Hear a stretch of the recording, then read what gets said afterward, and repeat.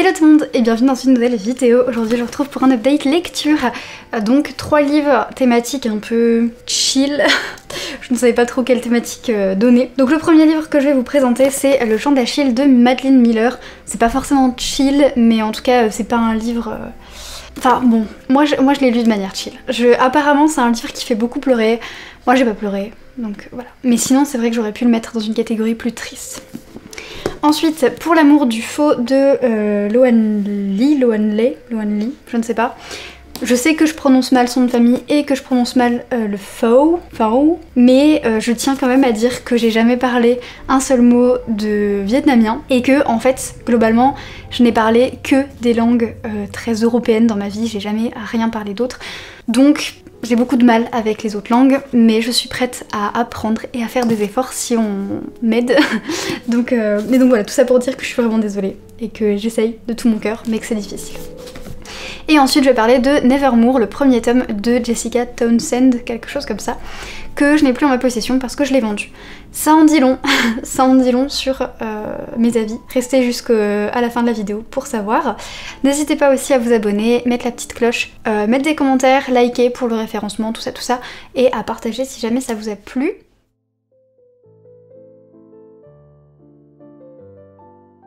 Le Chant d'Achille de Madeline Miller, qui est un livre qui a beaucoup fait parler de lui sur la bookosphère, qui apparemment est un des livres les plus tristes, je sais pas quoi.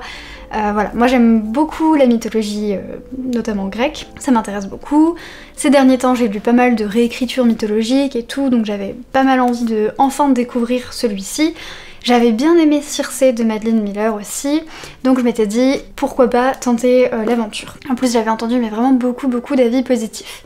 Et en fait, alors, point positif, je trouve que c'est très bien écrit. C'est vraiment super bien écrit, c'est hyper documenté, on voit que Madeline Miller elle connaît son sujet, c'est très immersif aussi, c'est d'une poésie vraiment très belle à l'oreille, ça c'est vraiment nickel. Et elle raconte super bien, elle raconte vraiment super bien, c'est une conteuse hors pair. Par contre, je me suis un petit peu ennuyée. Je trouve qu'il y a beaucoup de longueur, beaucoup de moments qui s'attardent sur des détails. C'est peut-être aussi un genre d'œuvre qui est très contemplatif, il y a vraiment très peu d'action et beaucoup plus de moments où les personnages sont tranquilles avec eux, c'est des moments de douceur et tout. Et en plus, c'était une réécriture vraiment très fidèle au mythe que je connaissais déjà. Et du coup, il y avait zéro surprise, bon, il y a zéro surprise de manière générale, hein. Je pense que, surtout nous, en tant qu'occidentaux, la mythologie grecque c'est quelque chose qu'on a potentiellement beaucoup étudié à l'école. Moi je sais qu'en plus j'ai fait des études de lettres, donc autant vous dire qu'en lettres on en entend parler encore et encore, de l'Iliade, de l'Odyssée, la guerre de Troie, toutes ces conneries. Toutes ces conneries évidemment je le dis avec affection. Mais du coup c'était une réécriture qui faisait que je sais pas, il y avait zéro surprise, zéro... ouais, j'étais pas du tout surprise et du coup j'étais pas du tout en train de me demander ce qui allait advenir pour les personnages, ce qui allait... je sais pas. Je n'avais pas du tout cet attrait. Et pourtant, ça m'arrive de lire des réécritures et d'être quand même surprise. Par exemple, j'en parle tout le temps mais je suis désolée, Jean-Laurent Del Socorro, il fait des réécritures historiques. Il ne change pas l'histoire, c'est pas des uchronies, c'est vraiment des réécritures, mais il amène vraiment des choses au personnage, il essaie de trouver un petit peu des raisons qui ont poussé tel personnage à faire ceci ou quoi, il invente des nouveaux personnages qui apportent aussi un peu du relief, enfin je sais pas, je trouve que c'est génialement bien fait, en toute objectivité évidemment. Mais là du coup, je me suis un petit peu ennuyée. Je sais que Madeline Miller et Le Chant d'Achille, ils font vraiment l'unanimité, hein, donc je suis désolée, mais j'avais dit que je chroniquerais tous les livres maintenant, donc je le fais. Et quelque chose qui m'a beaucoup dérangée aussi, c'est que l'histoire d'amour entre Achille et Patrocle qui est écrite ici, c'est vrai que quelque part elle est belle, hein, y a plein de gens qui la trouvent merveilleuse, qu'elle est génialissime et tout, et c'est vrai qu'elle a quelque chose de beau, mais moi elle m'a aussi beaucoup dérangée, c'est beaucoup en fait Patrocle qui regarde Achille et qui est pétri d'admiration pour lui, qui serait prêt à crever pour lui, qui crève pour lui, voilà, hein, si vous connaissez un petit peu la mythologie grecque, c'est ce qui se passe. Et donc en soi, du coup c'est bien écrit, hein, parce que si ça m'a fait ressentir ça. Mais je sais pas, c'est presque malsain en fait. Et Achille il est là en mode je t'aime aussi, mais ouais, je montre-le en fait. Donc ça m'a un peu frustrée que Achille ce soit vraiment le mec parfait. Mais probablement que c'est aussi l'un des intérêts du livre et que c'est aussi pour ça que ça a été écrit et que ça a été écrit expressément, exprès en fait, expressément exprès, vous voyez? C'était expressément exprès. Bref, c'était probablement l'intention de l'autrice. C'était probablement son intention de faire ressentir que Achille il était vraiment vu comme il est le demi-dieu au-dessus et Patrocle qui est prêt à crever pour lui. Mais en fait c'est quelque chose qui m'a beaucoup dérangée, cette espèce de relation très obsessionnelle et tout. Le gars il peut pas vivre sans lui et tout, ça m'a dérangée. Peut-être que c'est tout à fait personnel. J'ai compris en le lisant pourquoi les gens aimaient quand même, vraiment j'ai compris. Mais en tout cas ça l'a pas fait pour moi et voilà, je suis désolée de le dire. Je me suis ennuyée, j'ai été frustrée par la relation et j'ai pas trouvé d'intérêt à lire cette réécriture-ci. C'est plus digeste que l'Iliade, probablement, mais sinon c'est... voilà. Et donc, voilà pour ce livre. Je commence fort.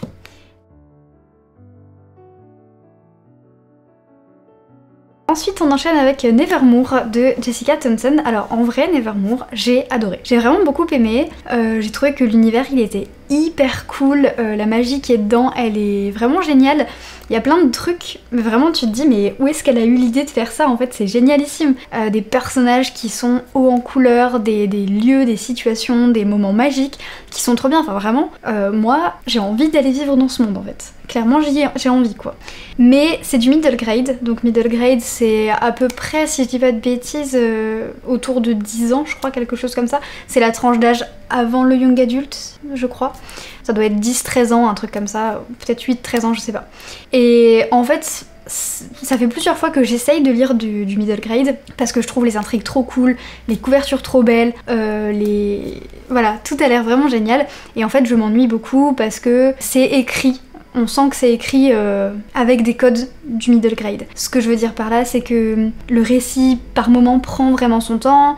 Il y a des moments vraiment qui sont dédiés à des moments juste entre amis en fait, entre deux personnages qui font des blagues, qui font des petites pitreries, qui restent entre eux. Enfin, c'est vraiment, on sent que c'est fait pour des adolescents en train de se construire, pour des enfants qui ont envie de se sentir avec des copains et tout, et donc c'est génial. Mais c'est pas des choses que j'avais envie de ressentir perso. Du coup, c'est pour ça que ça l'a pas fait. Et puis, il y a aussi beaucoup, je trouve, dans le middle grade, ce truc de répétition assez régulière, pour que en fait le lecteur, le jeune lecteur, il fasse lui-même le tic, en fait, qu'il ait le déclic tout seul, à force qu'on lui ait répété un indice, peut-être plus de fois qu'on aurait besoin de le répéter pour une personne adulte qui a déjà l'habitude de lire certains de ses codes, et du coup, parfois c'était un petit peu redondant. Cela dit, j'ai tout à fait conscience que c'est un super livre, il était génialissime, j'ai tout à fait conscience que le middle grade c'est génial, il y a des bouquins incroyables qui y sont pondus, les intrigues sont folles, les univers sont hyper magiques, vraiment j'adore, et je crois que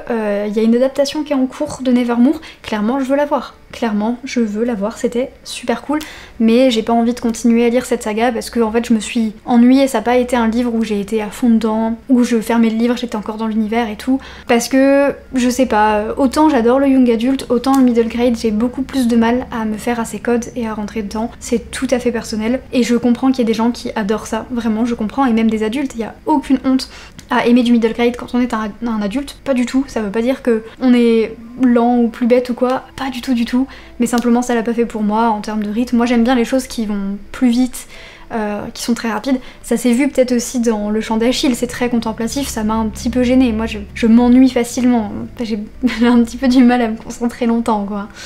Donc voilà, c'est pour ça que j'ai un avis assez mitigé, en même temps j'ai adoré, et en même temps ce n'est pas un coup de cœur, et j'ai souhaité m'en débarrasser parce que je me suis dit que quelqu'un aurait plus envie de le lire que moi.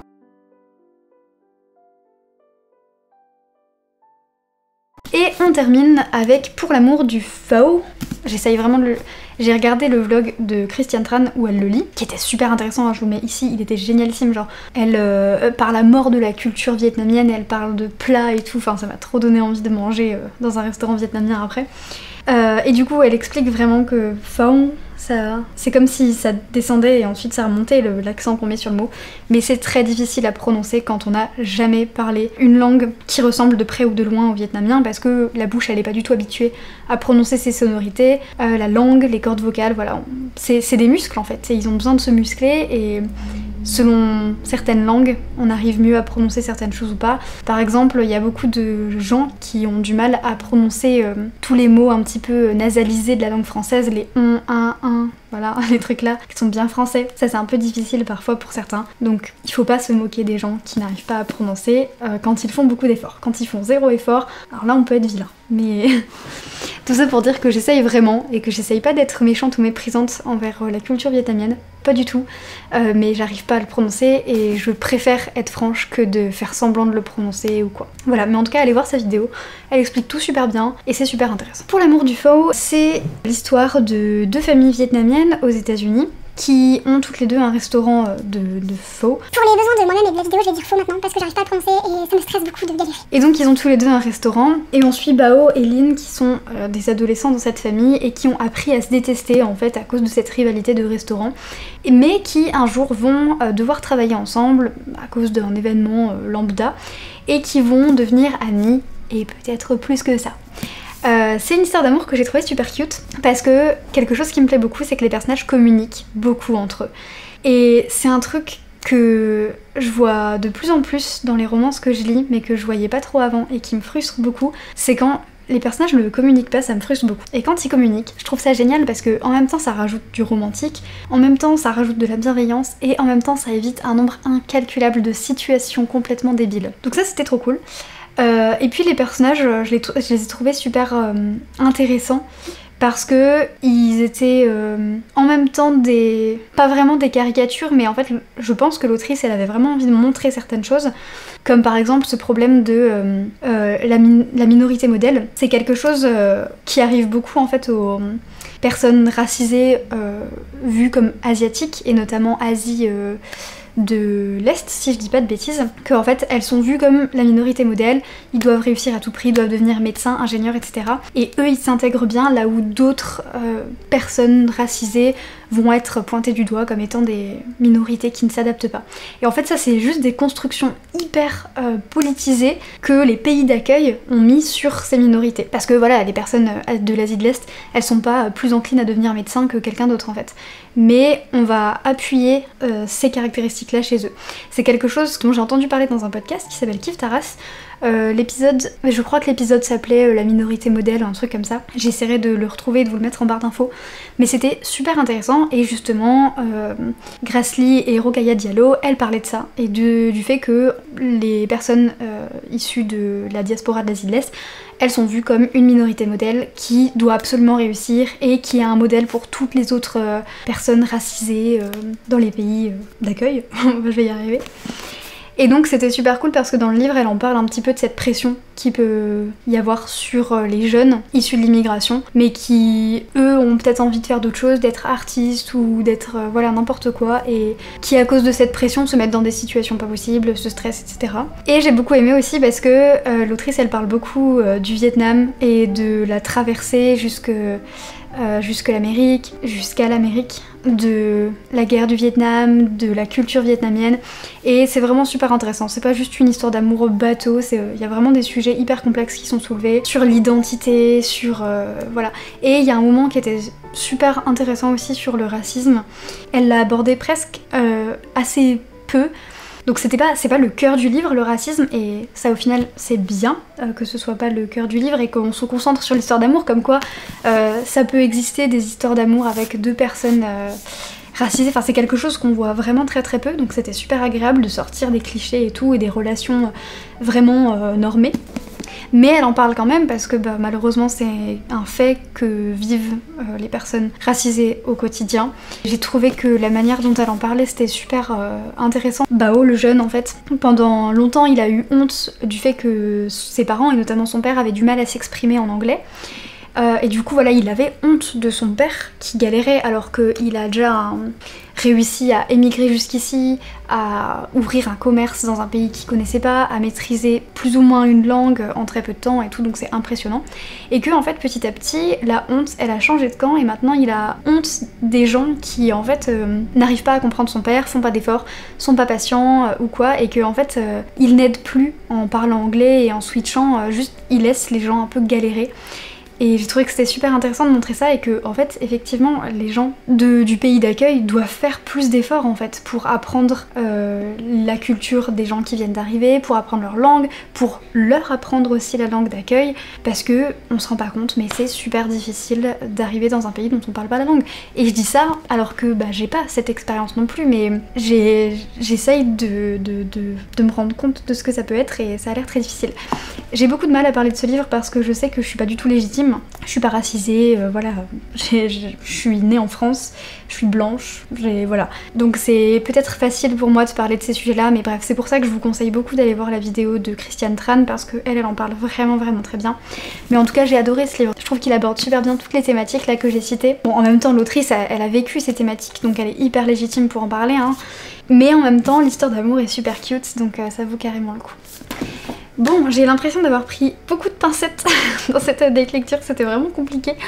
Mais en tout cas, pour l'amour du Fao, vraiment une superbe lecture. Je crois que c'était un coup de cœur, je crois que je l'ai noté comme coup de cœur, vraiment trop mimes comme histoire. Donc je vous le recommande à 300% et puis ça fait du bien un petit peu de changer d'air, de sortir des relations vraiment entre blancs et tout. Ça c'est quelque chose qui m'a beaucoup plu. Donc voilà pour ce petit update lecture. J'espère que ça vous a plu. N'hésitez pas à me dire si vous avez lu certains de ces livres en commentaire ou si vous avez des avis similaires, si d'autres livres dans le même genre pourraient me plaire, etc. En attendant, je vous fais de gros bisous et je vous dis à la semaine prochaine. Waouh, j'ai envie de faire pipi.